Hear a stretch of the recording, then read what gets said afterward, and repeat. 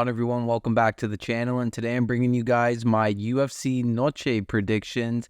Alexa Grasso is rematching Valentina Shevchenko for the flyweight belt.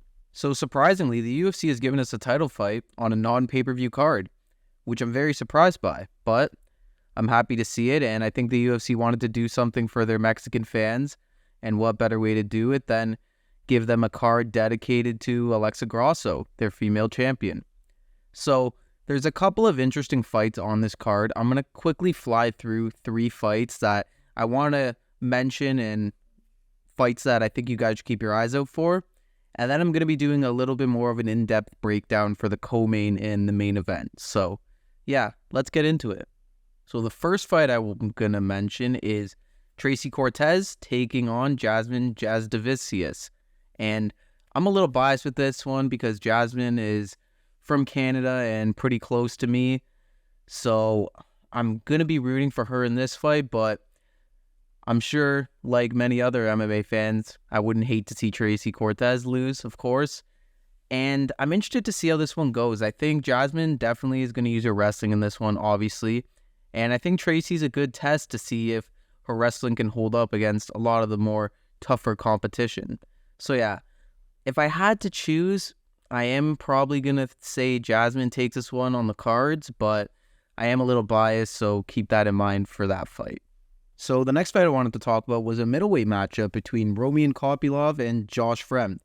Kopylov's coming off that insane KO over Claudio Ribeiro, and he's going to be looking to do the same thing here to Josh Fremd.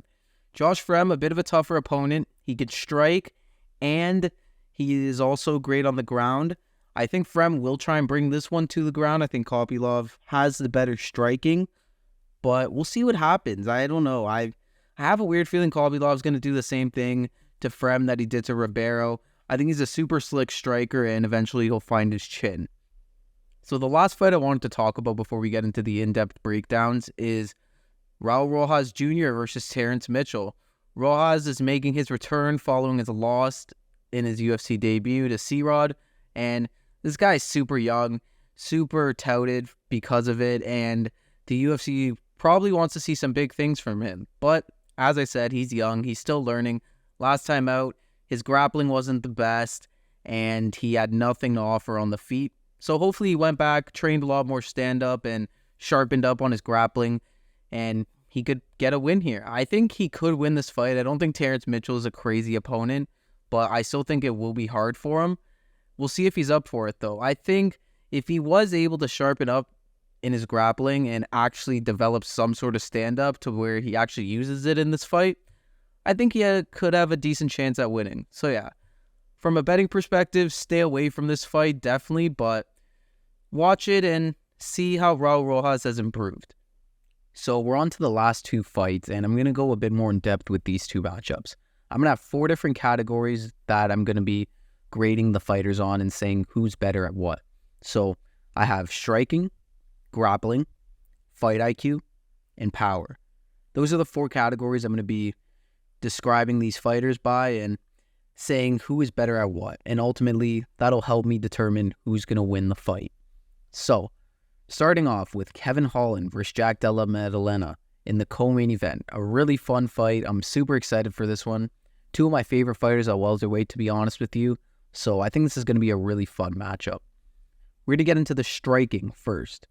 So while I do think it's close and we've seen improvements in both guys striking over their past couple of fights, I am going to edge out Jack Della Maddalena.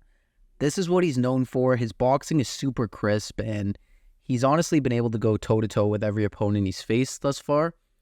And I don't think he's going to struggle with Holland striking too much. Yes, Holland is a lengthier guy, and he's going to have the reach, but Jack's fought taller guys such as Randy Brown, and he made quick work of them on the feet as well. So yeah, I don't think striking will be something that lets Jack down in this fight. So I'm going to edge him out for that category. Next, we're going to move into power. And power, while it is tough, I'm still going to slightly edge out Jack Della Maddalena. I think he's got a little bit more. I think Holland can throw powerful shots, but I don't know if he'll have the knockout power to knock out a guy like Jack. While I think Jack could do that to Holland, potentially even a TKO. And I just think he is a more powerful striker. We've seen him put guys down with brutal shots before, and I don't think I see anything different here. So yeah, power is also going to go to Jack Della. Next up, we're going to take a look at grappling. So I'm going to include also groundwork in this as well. And this is Kevin Holland's category. I think Kevin Holland is a better grappler between the two. I think his BJJ is also very good. If this fight goes to the ground at any point, I do favor Kevin Holland to win. But I think it's going to be difficult for him to get Jack there anyways. So I don't know. I am going to give the grappling edge to Holland though. I think he is the better grappler. And he even showed that in his last fight against Michael Chiesa, who is usually known for submitting people. And he was submitted by Holland. So Holland definitely knows what he's doing down there. And he could definitely edge out Jack in the exchanges. And the last category we're going to take a look at is fight IQ. And I think fight IQ is definitely the toughest category to choose, but I'm going to give it to Jack Della, just because Kevin Holland really doesn't make the best decisions sometimes. I mean, we can even take a look back at the Wonderboy fight. He tried to strike with Wonderboy, who's one of the greatest strikers we've probably ever seen at welterweight, and it didn't go very well for him. If he brought that fight to the ground at any point, I think he would have had a very good chance at winning. So yeah, I don't think Holland makes the best decisions sometimes, and that's why I'm really going to give it to Jack. I haven't seen Jack make any crazy mistakes in there to where it's led to him losing. So yeah, I'm going to give it to Jack, but it is really close because Kevin's had a lot of fights as well, so there's a lot more to look at. But yeah, I'm still going to go with Jack for this category. So based on our categories, it looks like that Jack's edged out Kevin 3-1, and I think that's pretty accurate. I do see Jack Della winning this fight. I don't know if he can get the knockout on Kevin, just because Kevin is super elusive and he's still going to be tough to hit. But I don't think Holland is really going to bring this one on the ground at any point. And it's not like Jack's completely useless down there either. Like, he's definitely going to know how to do some things. But ultimately, I do think this one stays on the feet. And if it stays on the feet, there's honestly a lot of fighters that I'd bet against if they were fighting Jack Della. And it's just what I see happening here. I think Jack's going to edge him out on the scorecards. I think it's going to be close. It's going to be a competitive fight. But ultimately, Jack Della is going to get the job done via decision. Now we're on to our main event. Alexa Grasso and Valentina Shevchenko 2, where Valentina looks to regain her flyweight title. And I'm actually really excited for this matchup. This is the first time I've been excited for a female matchup in a pretty long time, to be honest with you. I think this is going to be a great fight. The first one was honestly a really great fight, so I expect this one to be no different. And I'm going to be using the same categories for this one as I did for the last fight. So yeah, let's get into it.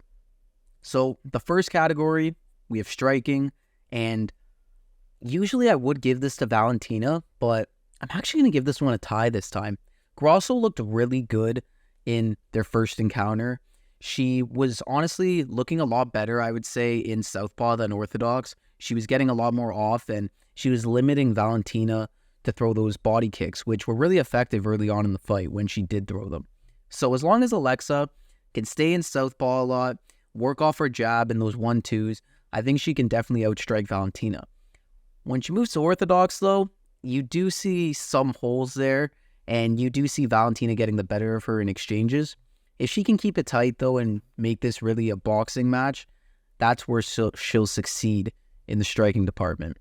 But if she plays into Valentina's game, Valentina will definitely be outstriking her on the feet because she is just too dangerous to keep at range. So I promise there's going to be no more ties on this. And next up, we're going to be looking at power. And I got to give that to Valentina Shevchenko. I mean, we've seen what she's done in the past. That head kick on Jessica Eye, I still get flashbacks to this day of that. And I just overall think she has way more power. I mean, we've seen it time and time again. We see how Alexa was being affected with some of those body shots in the earlier rounds of their first fight. You saw her switching to southpaw a lot because, I mean, that's what her better stance is, but also because Valentina was giving her problems. So, yeah, I'm going to give Valentina the power edge here. I don't think that's crazy. I think that's definitely fair. Next up, we have grappling. And based off this first fight, I mean, I guess you'd have to go Alexa Grasso because she submitted Valentina, but Grasso isn't really known for her grappling. So I'm gonna give it to Valentina again.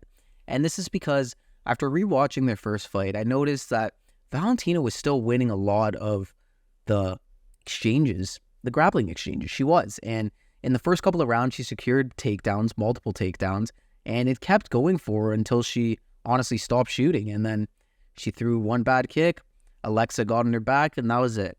But I do think Valentina is still overall the better grappler. I think she definitely has the tools to stop Grasso. So we'll see if she does. I don't think the grappling is going to be that much of a factor in this fight, though, as it was in the first one. Lastly, we have the fight IQ category, and this might come to you as a surprise, but I'm going to give it to Alexa Grasso. I mean, I usually, in this scenario, probably would have edged it to Valentina, but we have the first fight, and we have to go based off what happened in that fight to give us a hint as to what could happen in this one. And Alexa made the better decisions in that fight.